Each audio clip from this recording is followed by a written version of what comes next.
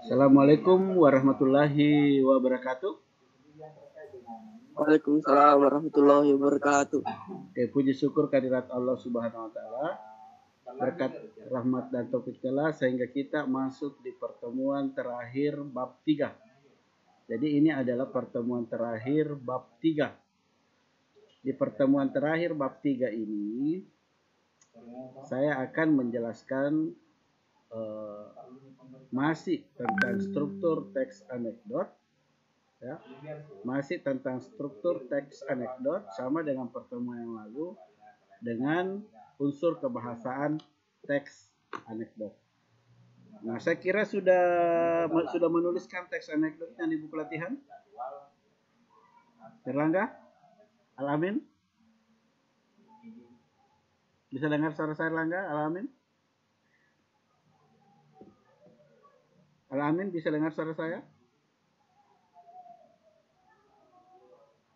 Oh, Erlangga bisa dengar suara saya Erlangga? Halo?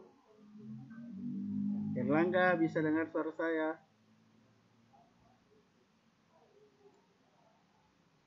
Erlangga bisa dengar suara saya?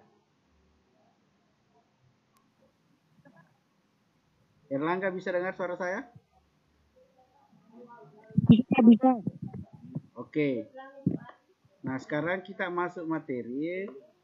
Kita cuma berdua di sini Erlangga, tapi saya rekam untuk temannya. Tetap saya jelaskan. Al-Amin mungkin tadi jaringannya bermasalah. Oke, Al-Amin ada muncul lagi.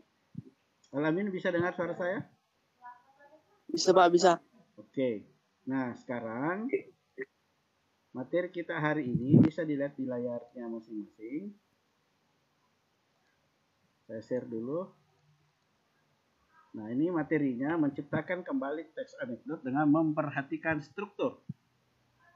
Ya, memperhatikan struktur. Perhatikan apa struktur teks anekdot. Ada abstraksi, jadi ini yang harus diperhatikan: abstraksi, orientasi, krisis, reaksi, dan koda. Reaksi dan koda. Namun, di antara kelima struktur teks anekdot ini, hanya 3 yang wajib, yaitu orientasi, krisis, dan reaksi. Koda dan abstraksi itu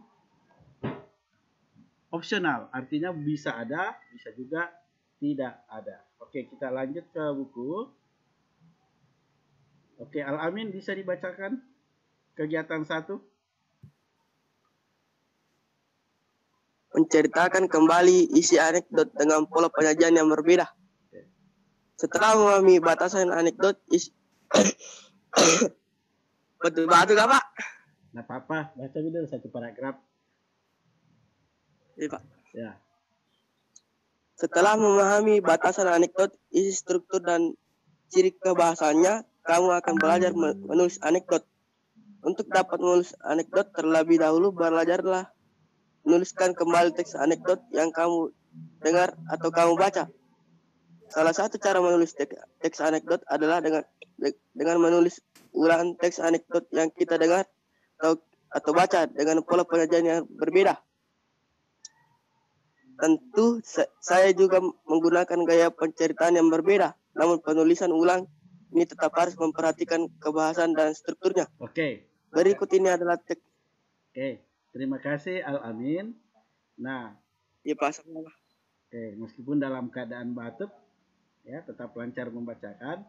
Nah, saya kan minggu lalu, bahkan pertemuan 2 minggu yang lalu itu, saya sudah suruh menulis ulang teks anekdot yang bisa ditemukan di buku lain atau dicari di internet. Nah, cara penyajian teks anekdot itu ada 2.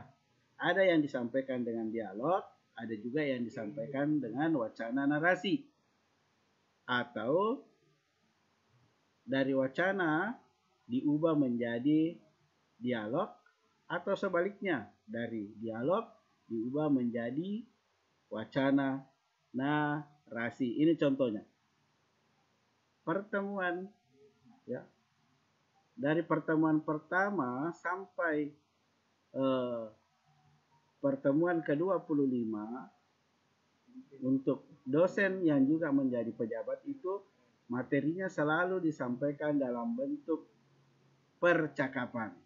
Namun kali ini sudah diubah menjadi sebuah pola penyajiannya, dirubah menjadi wacana naratif yang diubah dari teks aslinya yang berbentuk di dialog. Nah ini di kantin sebuah universitas, Udin dan Tono, dua orang mahasiswa sedang berbincang-bincang. Yusril, bisa dengar suara saya? Yusril Rifai? Bisa, Pak. Oke, bisa ya. Nah, sekarang kamu bisa lihat dari percakapannya dosen yang juga menjadi pejabat sekarang diubah menjadi sebuah wacana narasi, namun tetap bersifat anekdot. Nah, saya heran dosen ilmu politik kalau mengajar selalu duduk, tidak pernah mau berdiri. Kata Tono kepada Udin. Tetap Tono dan Udin ada. Nah, cuma ini dikutip percakapan langsungnya dari Tono. Kata Tono kepada Udin. Udin ogah-ogahan. Nah, di waktu percakapan ini tidak ada. Udin ogah-ogahan menjawab pertanyaan Tono. Nah, enggak apa-apa ditambahi atau diubah sepanjang tidak merubah pola dari teks anekdot itu. Udin ogah-ogahan menjawab pertanyaan Tono. Udin beranggapan bahwa masalah yang dibicarakan Tono itu tidak penting. Mulai di sini sampai penting itu tidak ada dalam percakapan teks anekdot ini dengan judul ini. Tapi setelah dirubah menjadi narasi, ada tambahan kalimat. Dan itu tidak menjadi masalah sepanjang tidak merubah tujuan daripada teks anekdot itu sendiri. Nah, ini ada tugas, tapi saya tidak suruh, cukup kita bahas. Disuruh Ki Rubai, ini kan aksi maling tertangkap CCTV itu adalah sebuah wacana narasi. Ya, anekdotnya, tapi disuruh Ki ubah menjadi teks percakapan atau dialog. Demikian pula ini sebaliknya, kisah pengadilan tindak pidana korupsi, ya mungkin ini percakapan diubah menjadi sebuah wacana narasi. Oke, Yusril silakan dibaca kegiatannya. Yusril lagi. Oke, Yusril tidak mendengar audio saya. Ridwan Haris, bisa dengar suara saya Ridwan? Ridwan itu biasanya bermasalah audionya. Ridwan dan Yusril tidak. Oke, kita kembali ke Erlangga. Erlangga, bisa didengar suara saya? Erlangga? Kalau Ridwan Haris? Ridwan biasanya bermasalah audionya. Ridwan bisa dengar suara saya?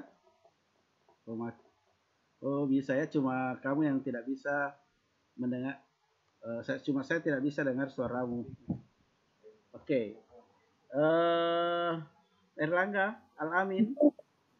Oh, Erlangga bisa saya dengar suaramu, tapi jaringanmu kurang bagus. Suaramu timbul tenggelam. Di jalan. Oke, di jalan. Oke. Sekarang Al-Amin. Oke, silakan matikan audionya Erlangga. Oke, saya langsung saja. Dalam menyusun teks anekdot, ada beberapa hal yang harus ditentukan lebih dahulu. Terutama menentukan tema, kritik, kelucuan, tokohnya siapa, strukturnya, tadi baru-baru dibahas struktur, kemudian alur dan pola penyajian teks anekdot. Kalau alurnya diceritakan kembali, ya, kronologisnya, tapi disingkat. Kemudian pola penyajian teks anekdot itu cuma ada dua. Ada yang berbentuk dialog, ada berbentuk wacana. Nah, jadi tugasnya nanti kan sudah ada dua, ada teks humor, ada teks anekdot. Untuk teks anekdotnya tinggal dilengkapi dengan tabel seperti ini. Ya, saya ulangi lagi. Ya, kan teks humornya sudah selesai. Kemudian ada teks anekdot. Teks anekdotnya tolong dilengkapi seperti ini. Ya. Temanya apa? Kritiknya apa? Humornya gimana? Misalnya, temanya saya ambil judul, dengarkan, saya ambil judul dosen yang ingin menjadi pejabat. Temanya adalah tentang jabatan. Kritiknya apa? Kritiknya apabila kita mendapatkan jabatan, jika masa kerjanya sudah selesai, maka ya harus ikhlas melepaskan jabatan tersebut. Humor atau kelucuan? Ya, kelucuannya apabila mengajar tidak pernah mau meninggalkan tempatnya. Tokohnya siapa? Dosen, Udin, dan Tono. Ya, strukturnya apa? Abstraksi. Kalau ada, tuliskan. Kalau tidak ada, coret. Orientasi. Orientasinya di sebuah kantin. Ya, di sebuah kantin, sebuah universitas. Tono dan Udin terlibat percakapan. Krisisnya apa? Krisisnya apabila mengajar tidak pernah mau meninggalkan tempat duduknya. Reaksi. Apa reaksinya? Ya, mungkin saja dosen tersebut takut kursinya diambil orang. Itu reaksinya. Terus kodanya apa? Ya, bisa saja kita kasih, ya, karena ini tidak wajib, ya bisa ditutup dengan, ya, ditutup dengan kodanya seperti apa, ya tergantung dari kalimatnya. Bisa juga ditulis tanda tanya saja atau kata hem. Jadi yang menjadi PR-nya sekarang tinggal tambahkan tabel ini di bawah teks anekdotnya. Kemudian isi temanya, kritiknya, humornya di mana, tokohnya siapa, strukturnya silahkan buat seperti ini. Kemudian tulis alurnya, ringkasannya. Ya. Jadi saya ulangi, nanti ada update tugas ke-3. Ya. Pola penyajiannya apa? Jadi nomor 8 tidak usah dikerja karena ini adalah wacananya. Disimpan di bawah, sedangkan kamu wacananya sudah kamu tulis. Pola penyajiannya ya narasi. Sampai di mana? Di sini ada yang ingin ditanyakan kan? Oke. Ada yang ingin ditanyakan, Erlangga, tentang tugasnya? Ya, update tugasnya itu tadi. Nanti saya update lagi di sini. Jadi pertemuan berikutnya insya Allah kita ulangan harian di Kuiper. Ya. Kita akan ulangan harian yang keberapa? Yang ke-3. Nah, sekarang kita lanjut. Materi berikutnya adalah sampai ketemu hari Senin. Nah, seperti ini nanti tabel yang dibuat. Ada 3 kolom. Di mana dibuat ini? Di bawahnya tabel, di bawahnya teks anekdotmu. Temanya apa, masalahnya apa, humornya apa, tokohnya siapa atau pelakunya, strukturnya. Ya, dikerja sampai nomor 7 saja.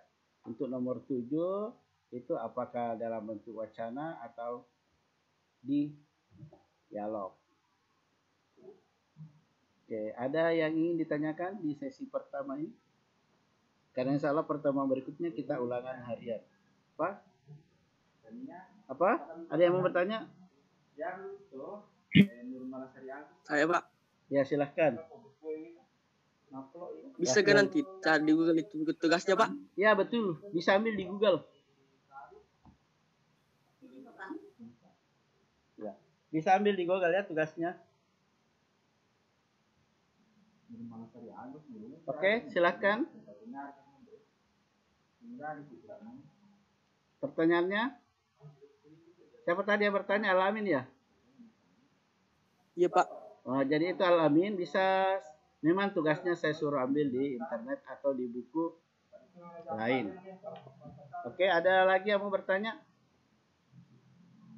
Oke, kalau tidak ada kita lanjut.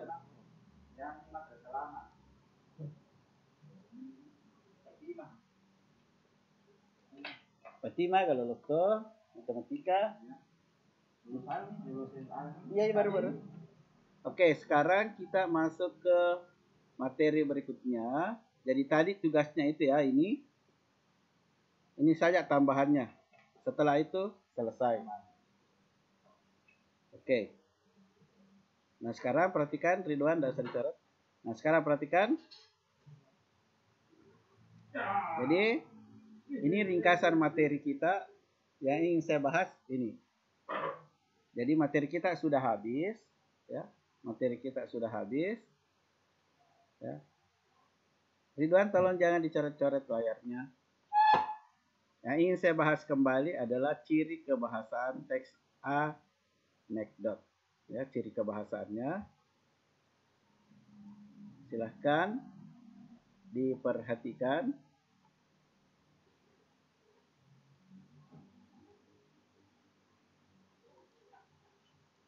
Jadi saya tambahkan, di buku sudah habis tapi saya tambahkan dulu.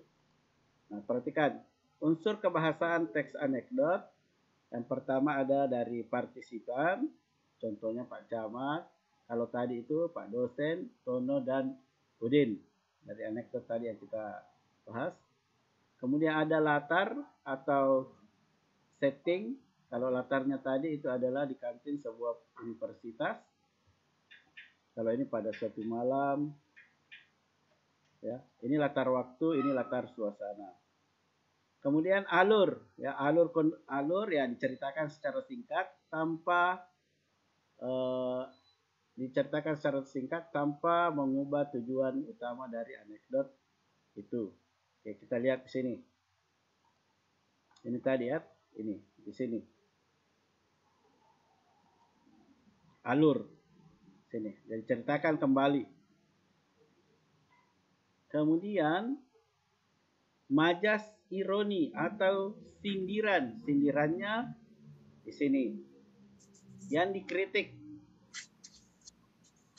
Kemudian kalimat langsung, ya, kalimat langsung contohnya tadi itu kalimat yang dikutip langsung dari pelaku atau tokoh.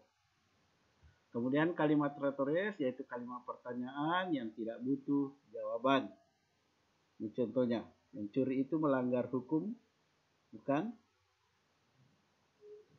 Kemudian variasi, ini sebenarnya sudah dipelajari di minggu lalu, tapi tidak apa-apa saya ulang lagi karena masih ada waktu. Karena ini adalah pertemuan terakhir. Variasi antara kalimat langsung dan tidak langsung. Ya, kalau kalimat langsung itu berarti dia berada di percakapan dialog. Kalau tidak langsung berarti dia dalam bentuk wacana atau narasi. Kemudian konjungsi atau kata penghubung. Kemudian kata kerja aksi atau kata kerja material. Jadi verbanya, kata kerjanya, kalau ini berteriak. Ya. Kalau yang baru dibahas anekdotnya adalah meninggalkan. Kemudian kata kerja mental, itu menunjukkan aktivitas. Ya, seperti ini, menyesal. Ini ada contohnya. Jadi nanti ada contoh-contoh soal. Kapan lagi belajar? Kami. Hari apa? Kamis. Hari Kamis atau apa hari Senin? Oke, hari Kamis ya. Jadi insya Allah pertemuan berikutnya kita ulangan harian yang ketiga. Ya, ulangan harian yang ketiga karena materinya sudah selesai. Contoh soal, ada nanti video saya upload di grup, tolong disimak dengan baik. Dan file rangkuman ada juga saya upload. Bahkan contoh soal juga ada, ini contoh soalnya. Misalnya setelah dibaca ini anekdotnya, ya, masalah yang dikritisi dalam kutipan anekdot tersebut. Jadi ceritanya ini soalnya soal penerapan semua. Tidak ada soal yang pengertian-pengertian bilang anekdot adalah abstraksi, adalah langsung soal penerapan. Contoh berikut merupakan partisipan tokoh yang terlibat dalam anekdot kecuali, ya, lihat baca makin dengan baik ini. Nah, ini untuk ujian teorinya. Untuk prakteknya saya tetap menunggu bukunya. Jadi itu bukunya sudah bisa dikumpul setelah mengerjakan tugas yang ketiga. Jadi setiap bab itu cuma satu tugasnya, tidak banyak. Bab 1 saat sudah bisa dilihat di Classroom, bahkan di linknya juga ada. Jadi buku manual mulai saya kumpul minggu depan. Ya, beritahukan saja di mana rumah tak, siapa tahu saya lewati, nah, saya tinggal ambil. Bisa juga datang ke sekolah, janjian ketemu di sekolah, kumpul. Nah, seperti apa tugasnya? Ya, tugasnya itu kan sudah ada ditulis, tinggal ditambahkan tabel seperti ini. Nanti contohnya juga saya upload di grup. Jadi tambahkan saja ini, isi sesuai anekdotnya, selesai. Ada yang ingin ditanyakan? Erlangga, Al-Amin, Ridwan, Yusril? Oke, kalau tidak ada silahkan nyalakan videonya. Saya absen. Jadi Ridwan Haris, nyalakan videonya. Bermasalah lagi audio Ridwan. Oke, saya absen. 1, 2. Ini dulu.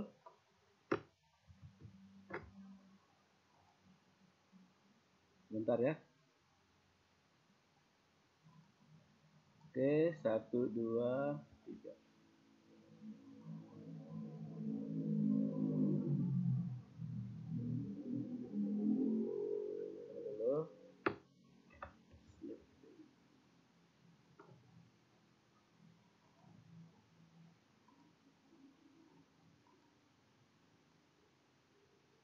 Oke, sudah.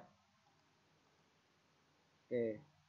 Apa masih ada yang kurang jelas tentang tugas terakhirnya? Silahkan ditanyakan memang. Jadi saya ulangi, tugas terakhirnya tadi itu kan sudah dikerjain. Tinggal ditambahkan tabel yang barusan saya kasih lihat, yang ini.